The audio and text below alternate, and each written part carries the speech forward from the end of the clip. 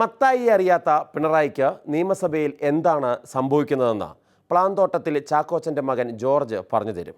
അതിനു മുമ്പ് director of prosecution Manjeri Sreedharan നായരെക്കുറിച്ച് രണ്ട് വാക്ക്.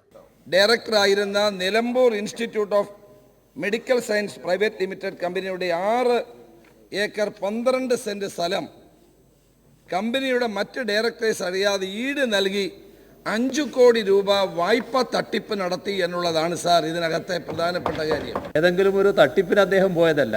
ഒരു സ്ഥാപനത്തിൻ്റെ ഡയറക്ടർ ബോർഡിൽ അംഗമായിരിക്കുമ്പോൾ ആ സ്ഥാപനത്തിന് വേണ്ടി എടുത്ത വായ്പയിൽ ചെയർമാനോടൊപ്പം ഒപ്പിട്ടു എന്നതാണ് വസ്തുത. കമ്പനി തീരുമാനം തന്നെ വ്യാജമാണ്.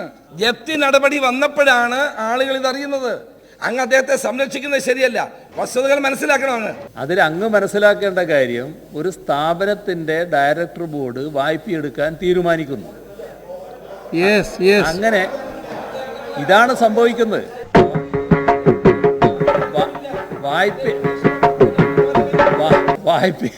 വായ്പയെടുക്കാൻ തീരുമാനിച്ചതിൻ്റെ അടിസ്ഥാനത്തിൽ വായ്പയെടുക്കുമ്പോൾ ഈ ചെയർമാന് പുറമെ ഒപ്പുവെച്ച ഡയറക്ടർ ബോർഡ് അംഗം ശ്രീധരൻ നായരായിരുന്നു. ഇതാണ് സംഭവിക്കുന്നത്. ഈ കേസ് തീരുന്നത് വരെ മഞ്ചേരി ശ്രീധരൻ നായർ എന്ന ഡയറക്ടർ ജനറൽ ഓഫ് പ്രോസിക്യൂഷൻ ഈ കേസിൽ നിന്ന് മാറ്റി നിർത്താൻ ഗവൺമെന്റ് തയ്യാറാകണം. അതെ, ഇടഞ്ഞ ഞാൻ കൊലകൊമ്പനാ, കൊലകൊമ്പൻ. ഉള്ള വസ്തുത ഇവിടെ പറയാതിരിക്കണം. സാധാരണ നിലക്ക് സംസാരിക്കട്ടെ. മഞ്ചേരി ശ്രീധരൻ നായർ എന്ന് പറയുന്ന നിങ്ങൾ ആക്ഷേപിക്കാൻ തയ്യാറാകുന്നയാള് ഈ കേരളത്തിലെ ഏറ്റവും നല്ല ക്രിമിനൽ ലോയേഴ്സിനെ എടുത്താൽ ഒരാളാണ്. അദ്ദേഹം ആ അടിസ്ഥാനത്തിൽ തന്നെയാണ് ഞങ്ങൾ DGP ആയിട്ട് വെച്ചിട്ടുള്ളത്.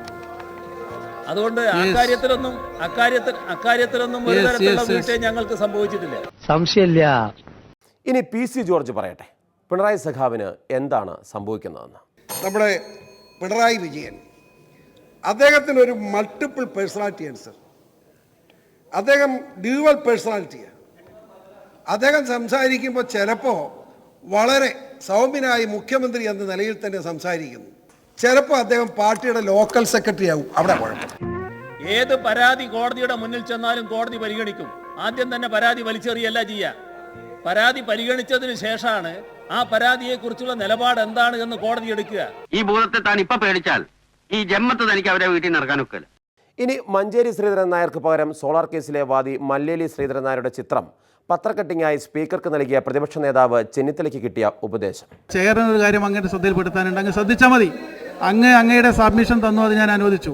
ആ സബ്മിഷന് സപ്പോർട്ടിംഗ് ആയിട്ട് അങ്ങ് നൽകിയ പത്രത്തിൽ കൊടുത്തിട്ടുള്ള ഈ ചിത്രം ശ്രീധരൻ നായരുടെ ചിത്രമല്ല. അതങ്ങൊന്ന് പരിശോധിക്കുന്നത് നല്ലതാണ്.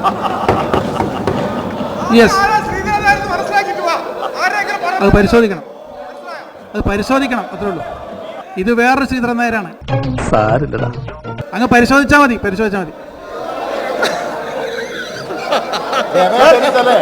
പക്ഷേ എങ്കിലും MK ദാമോദരൻ എന്ന മുഖ്യമന്ത്രിയുടെ ഉപദേഷ്ടാവ് നൽകുന്ന ഉപദേശമൊക്കെ സാന്റിയാഗോ മാർട്ടിനും INTUC നേതാവിനെതിരെയുള്ള അഴിമതി കേസിലുമൊക്കെയായി എങ്ങനെ പോവുകയാണ്. ഇതൊക്കെ അറിയുന്നുണ്ടോ എന്തോ.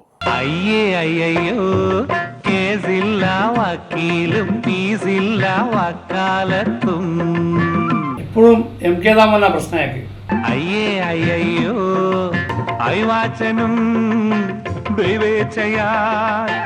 കൈരേഖയിൽ കാരാഗ്രഹം കാണാതെ കണ്ണും മൂടി മിണ്ടാ പൂജെ മിൽക്കും റിംഗോ. അയ്യോ കേസില്ല വക്കീലും ഫീസില്ല വക്കാലത്തും. ഏത് കാലം വക്കീലാകാം. പണത്തിന് വേണ്ടി എന്ത് വൃത്തികേടും പറയുന്ന വക്കീലന്മാരെ നമ്മൾ എന്തിനാ പ്രോത്സാഹിപ്പിക്കുന്നത്?